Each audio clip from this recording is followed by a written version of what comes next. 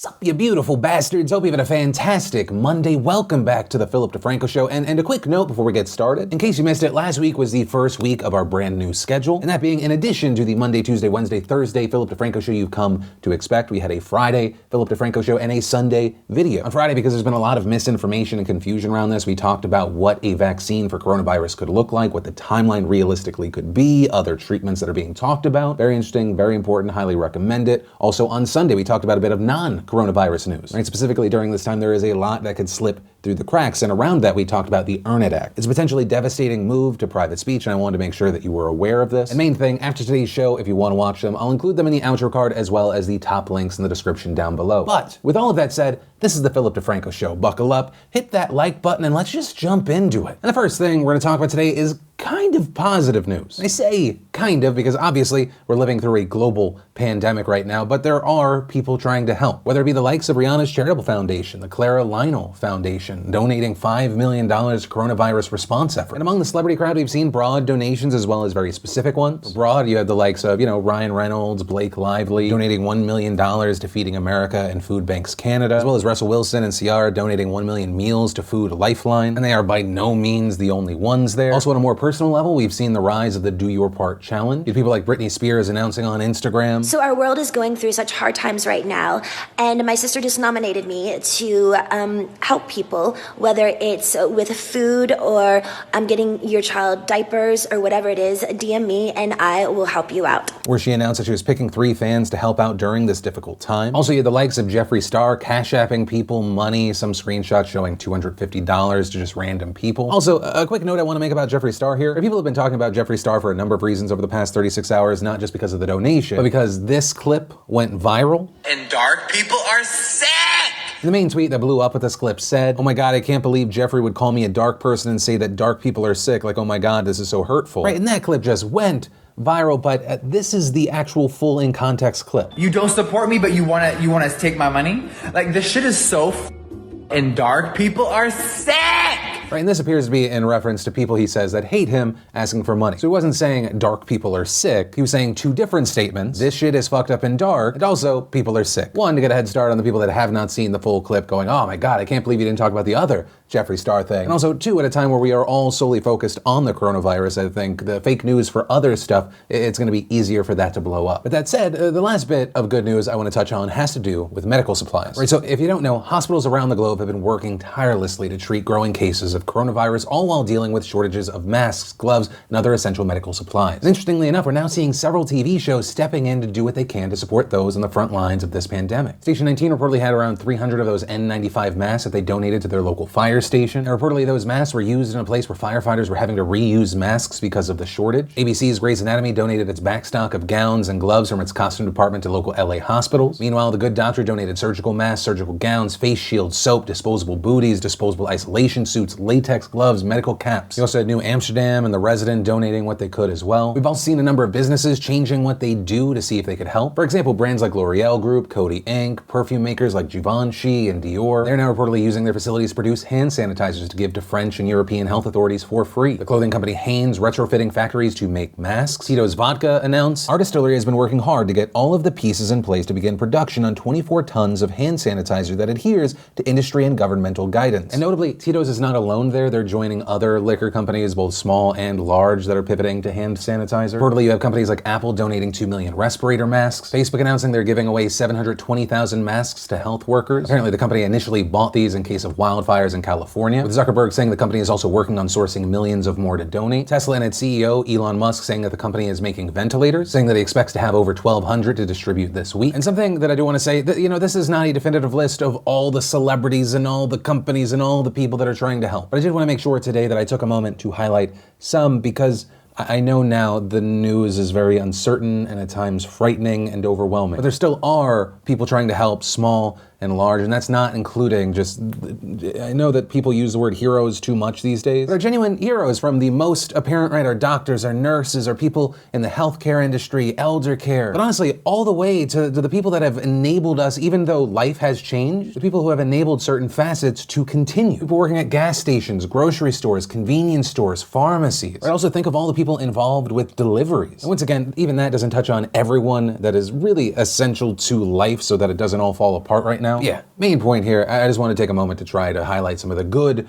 that we're seeing, also note some of the good that's not always ever present, especially because the news in general and what we're going to be diving into is at the very least concerning, if not inherently negative news. Which on the note of concerning news, let's talk about the news involving the coronavirus and the Department of Justice. Because according to a report from Politico published on Saturday, the Department of Justice has asked Congress to grant it certain new emergency powers. And among those would be the ability for Attorney General Bill Barr to ask the Chief Judge of any district court to indefinitely pause court proceedings. Quote, whenever the district court is fully or partially closed by virtue of any natural disaster, civil disobedience, or other emergency situation. And further, that proposal would apply to, quote, any statutes or rules of procedure otherwise affecting pre-arrest, post-arrest, pre-trial, trial, and post-trial procedures in criminal and juvenile proceedings, and all civil process and proceedings. Right, so kind of a mouthful there, but if this went into effect, it could have some serious implications. Now, the first and biggest here is that it would grant chief judges the power to detain people indefinitely without trial. So that, notably, would be a suspension of habeas corpus, which is your right to appear in front of a judge and ask to be released after being arrested. Now, for its part, the DOJ is justifying this request by saying that currently, judges can already pause judicial proceedings in an emergency. However, this new legislation would allow them to handle emergencies, quote, in a consistent manner. And as Norman L. Reimer, executive director of the National Association of Criminal Defense Lawyers, explains it, not only would it be a violation of habeas corpus, but it says affecting pre-arrest. So that means you could be arrested and never brought before a judge until they decide that the emergency or the civil disobedience is over. I find it absolutely terrifying, especially in a time of emergency. We should be very careful about granting new powers to the government. With Reimer also adding that the possibility of chief judges suspending court rules in an emergency without a clear end in sight was deeply disturbing. So there is that, but it's also not the only thing the DOJ has asked for. It's also asking Congress to suspend the statute of limitations for criminal investigations and civil proceedings during national emergencies and for 1 year following the end of the national emergency. Right, and so part of the fear here is, let's say you have a person who's been arrested but not formally charged with a crime. Under this new law, they would still be able to be charged later, even if their statute of limitations would have normally expired, but that would also mean they would continue to be under arrest until that charge was made. And also asking to change the federal rules of criminal procedure in some cases to expand the use of video conference hearings. Right, so essentially, under current law, if a person consents to it, they can appear at their hearing over a video conference call and have their charges read that way. But the DOJ is actually now asking Congress to let some of those hearings happen without defendant's consent. And regarding that, we saw Reimer say, if it were with the consent of the accused person, it would be fine. But if it's not with the consent of the accused person, it's a terrible road to go down. We have a right to public trials. People have a right to be present in court. And finally, another big DOJ request is that they're asking Congress to pass a law saying that immigrants who test positive for COVID-19 cannot qualify for asylum. And that comes as the Trump administration has already announced that it will start barring entry to migrants at the southern border. And notably, that already includes asylum seekers there. Now, a big thing to note, overall, this whole thing has been highly controversial, eliciting a number of notable reactions, including former RNC chair and former lieutenant governor of Maryland, Michael Steele, saying, no, this is not a slope we want to get on. Suspending constitutional rights with this crew? Oh, hell no. And adding, I can't stress enough to my fellow citizens, no virus nor efforts to prevent its spread means the government gets to trample on our rights. AG Barr wants to suspend habeas corpus. This does not end well. Steele also referencing Florida Governor Ron DeSantis, who on Saturday said he was considering moving people to isolation shelters if they show symptoms or test positive for COVID-19. We also saw former White House chief ethics lawyer Richard Painter saying, giving Bill Barr authority to suspend habeas corpus and other civil liberties is just plain nuts. He should resign. Republican Utah Senator Mike Lee added, over my dead body. Donald Trump, please refute and disavow this immediately. Democratic Representative Alexandria Ocasio-Cortez also expressing concern. I think it is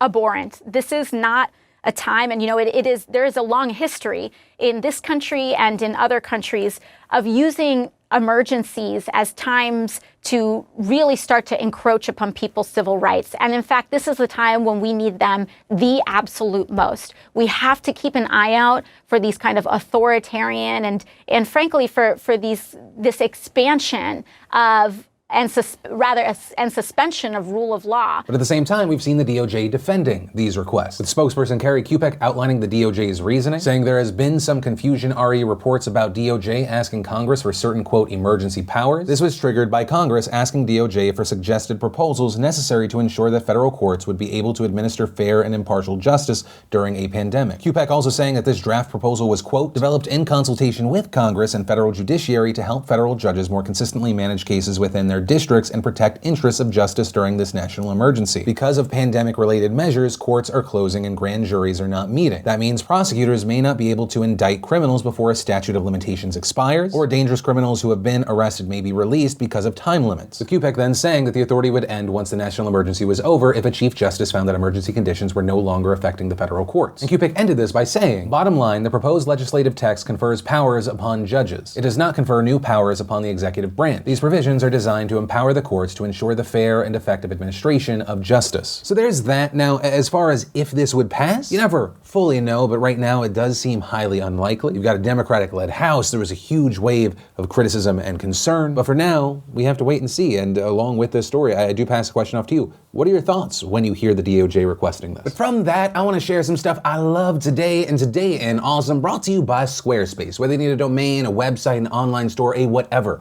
make it with Squarespace. Squarespace empowers people to create their online web presence or launch their passion project. And everyone can find a home on Squarespace. From entrepreneurs and small business owners to photographers, bloggers, vloggers, musicians, actors, fashion designers, and so much more. They all trust and use Squarespace for their website needs. And there is nothing to install, patch, or upgrade ever. And creating a beautiful website with Squarespace's all-in-one platform has never been so simple. It's extremely intuitive and easy to use, and with our award-winning marketing tools and analytics, Squarespace is the place to build a beautiful online presence and run your business. And it sure as heck doesn't hurt that you can get personalized support from their award-winning customer care team via email or live chat. Whatever you need, they're available 24/7 to help you out. And so if you're ready to make the smart move like many already have, you can go ahead, start your free trial today at squarespace.com/Phil and enter in offer code Phil to get 10% off your first purchase. And the first bit of awesome today is we have two videos with Mia Khalifa going out today. In one, we talk about Instagram shadow banning, right? Kind of the behind the scenes suppression of certain people. And then the other video is about the regret associated with doing adult film. Both definitely worth a watch, especially if you didn't watch the full podcast. Then we got a teaser trailer for The Great. Then in awesome you may have somehow missed, Donald Glover, aka Childish Gambino, just dropped a new album. Then Binging with Babish answered the web's most searched questions. We had Harry Styles doing an NPR Music Tiny Desk concert. And if you want to see the full versions of everything I just shared, the secret link of the day, really anything at all, links as always are in the description down below. And then let's talk about a question that has maybe popped into your head as you stare into the microwave heating up, what, the 15th?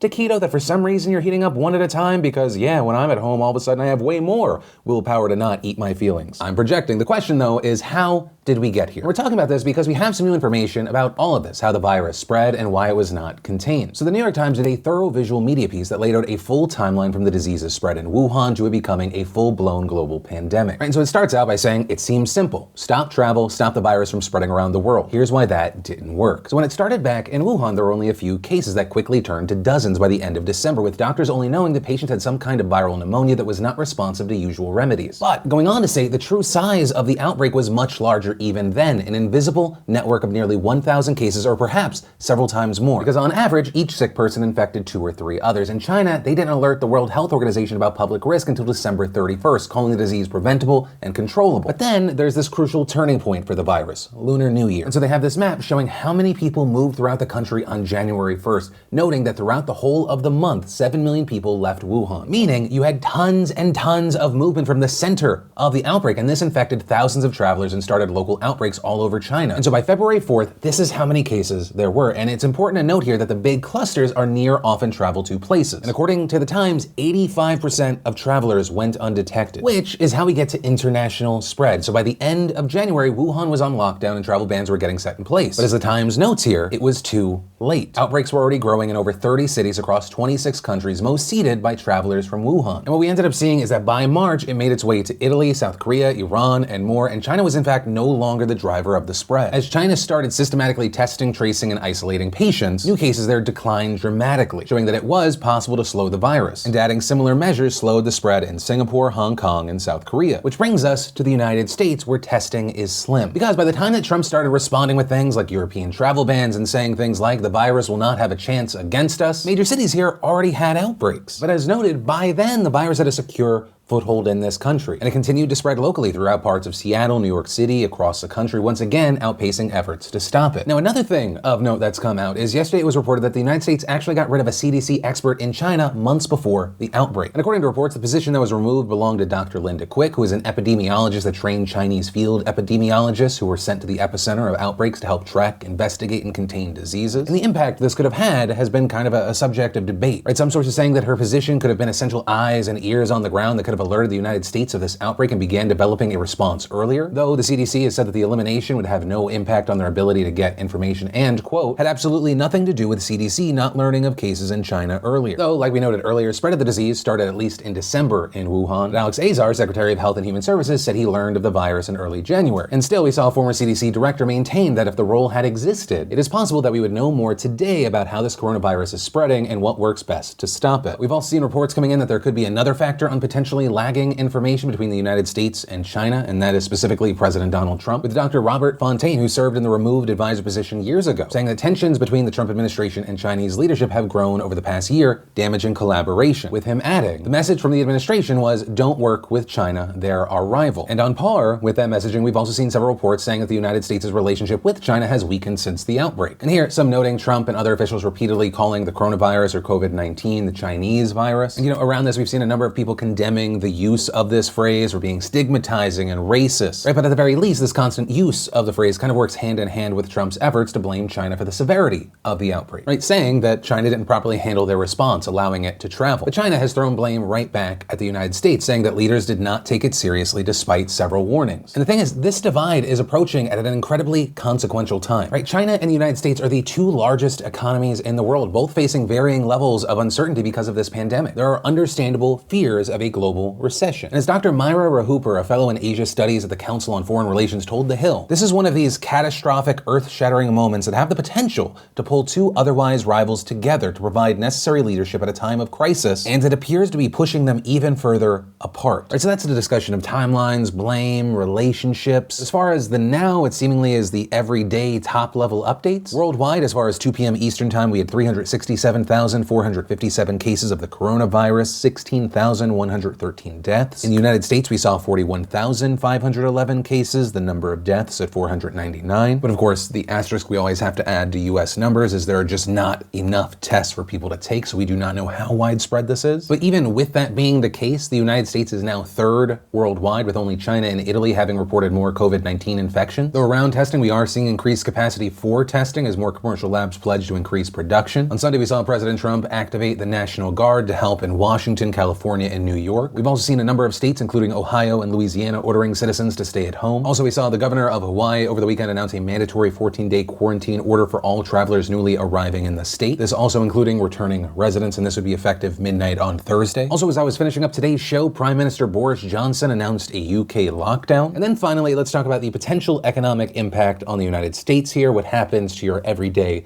American, and what could be done to help. So right now, some experts believe that this could cost the United States 5 million or more US jobs, with a loss in gross domestic product of 1.5 trillion. And so as we all look to the future, which is very uncertain, and you see people losing jobs, losing hours, worried you may lose yours, there's understandably been a lot of focus on the massive stimulus bill in Congress right now. And that stimulus bill is why you may be seeing the hashtags trending, Democrats are destroying America, and Moscow Mitch slush fund. So last night, the US Senate failed to pass a $1.8 trillion stimulus bill set to help prop up the economy as the coronavirus pandemic continues. The bill, which would be one of the largest stimulus packages in US history, was proposed by Mitch McConnell back on Thursday. And after a few days of negotiations, McConnell brought it to the floor for a vote yesterday. And there, it was shot down by Democrats with a vote of 47 to 47 entirely along party lines, falling way short of the 60 votes needed to pass. And the thing is, this was not completely unexpected because there's been a lot of debate around this specific legislation, with Democrats saying they oppose it because they believe that it does too much to help businesses and not enough for everyday people and hospitals. And very notably, this bill would provide about $250 billion to give direct payouts to households of about $1,200 for each adult, $500 for each child, with those payments phasing out for people with incomes over $75,000. It would also include around $100 billion